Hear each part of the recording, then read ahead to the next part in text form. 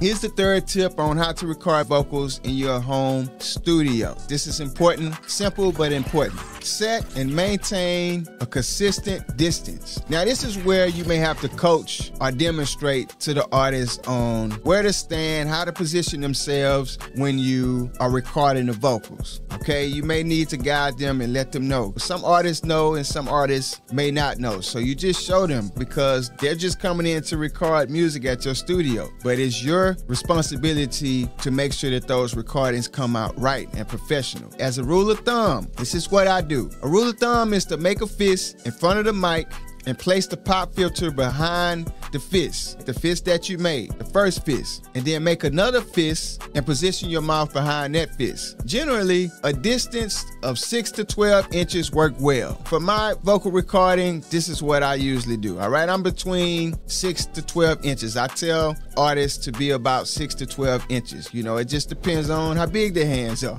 okay? It captures a clear, full sound without the risk of excessive proximity effects or too much room noise, okay? All right, if the artist moves too close, the recording can become overly loud or distorted, you know, too far away, and it may sound thin and lack the full presence we need in a recording session. Now, we just talked about the pop filter. The pop filter is a round cylinder tool with cloth-type materials in the center of it that's positioned between your mouth and the microphone. If you didn't know, that's what a pop filter is, okay? It filters out those powerful P's and B's sounds that can cause unwanted popping noise in your recording and eliminate harsh bursts of air hitting the microphone. That's what we don't want when we're recording vocals, all right? These sounds can distort the recording and are difficult to fix in post-production. It's what we're trying to avoid. We don't want artists to leave and there's an error and we can't fix the issue. They end up having to come back and record the whole session over, or that particular